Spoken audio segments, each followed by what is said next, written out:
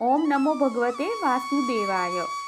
શ્રીમદ ભાગવત મહાપુરાણ, 8મો સ્કંદ, 13મો અધ્યાય. આગામી 7 મન્વંતરોનું વર્ણન. શ્રી સુખદેવજી કહે છે, હે પરીક્ષિત, વિવસ્વાનના પુત્ર યશસ્વી શ્રાદ્ધદેવ એ જ 7મા વૈવસ્વત મનુ છે. આ વર્તમાન મન્વંતર જ તેમનો કાર્યકાળ છે. તેમના સંતાનોનું વર્ણન તમે મારી પાસેથી સાંભળો.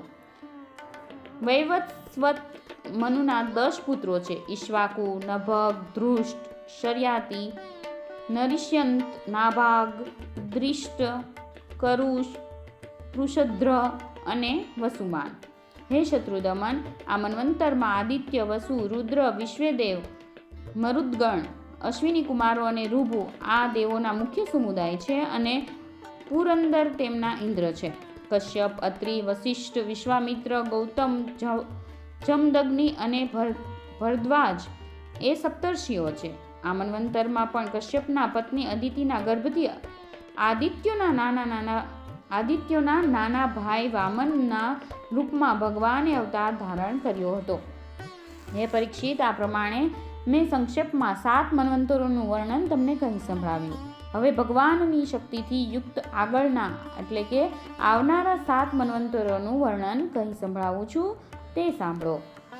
હે રાજેન્દ્ર, એ તો હું તમને અગાઉ 6થા સ્કંદમાં બતાવી ચૂક્યો છું કે વિવસ્વાન અર્થાત ભગવાન સૂર્યની 2 પત્નીઓ હતી, સંજ્ઞા અને છાયા. એ બંને વિશ્વકર્માની પુત્રીઓ હતી. કેટલાક લોકો એવું કહે છે કે તેમની એક ત્રીજી પત્ની વડવા પણ હતી, પણ મારા ખ્યાલથી તો સંજ્ઞાનું નામ જ વડવા પડ્યું હતું.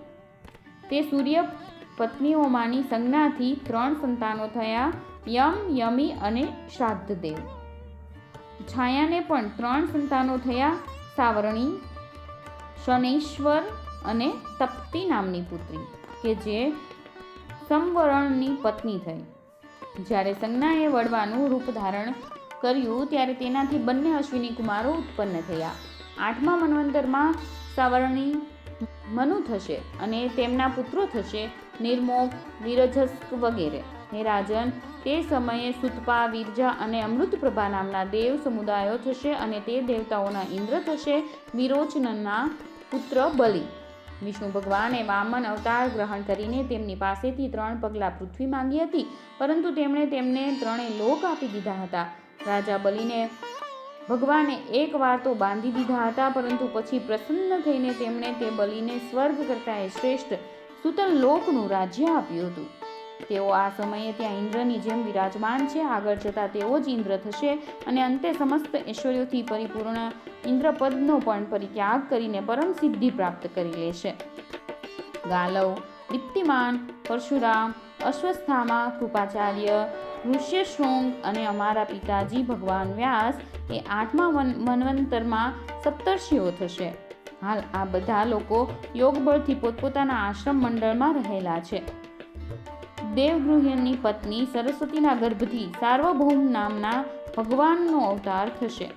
આજ શ્રી પ્રભુ પુરંદર ઇન્દ્ર પાસેથી સ્વર્ગનું રાજ્ય પડાવી લઈને રાજા બલિને આપી દેશે. હે રાજન, વરુણના પુત્ર દક્ષ સાવરણી 9મા મનુ થશે. ભૂતકેતુ, દીપ્તકેતુ વગેરે તેમના પુત્રો થશે. પાર, મરીચિગર્ભ વગેરે દેવોના સમુદાય થશે અને અદ્ભુત નામના તેમના ઇન્દ્ર થશે. તે મન્વંતરમાં ધુતિમાન વગેરે સપ્તર્ષિઓ થશે. આયુષ્માનની પત્ની અંબુધરાના ગર્ભથી ઋષભના રૂપમાં ભગવાનનો કલા અવતાર થશે. તેમણે જ આપેલા 3 લોકોનો અદ્ભુત નામના ઇન્દ્ર ઉપભોગ કરશે. 10મા મનુ થશે ઉપશ્લોકના પુત્ર બ્રહ્મ સાવરણી. તેમનામાં સમસ્ત સદ્ગુણો નિવાસ કરશે. ભૂરિષેણ વગેરે તેમના પુત્રો થશે. તે સમયે હવિષ્માન, સુકૃતિ, સત્ય, જય, મૂર્તિ વગેરે સપ્તર્ષિઓ થશે. સુવાસન, વિરુદ્ધ વગેરે દેવતાઓના સમુદાય થશે અને શંભુ તેમના ઇન્દ્ર થશે. વિશ્વસૃજની પત્ની વિશુચિના ગર્ભથી વિશ્વક્સેનના રૂપમાં ભગવાન પોતાના અંશાવતાર ધારણ કરીને શંભુ નામના ઇન્દ્ર સાથે મિત્રતા કરશે. 11મા મનુ થશે અત્યંત સંયમી ધર્મ સાવરણી. તેમના સત્ય, ધર્મ વગેરે 10 પુત્રો થશે. વિહંગમ, કામગમ, નિર્વાણ રુચિ વગેરે દેવતાઓના સમુદાય થશે.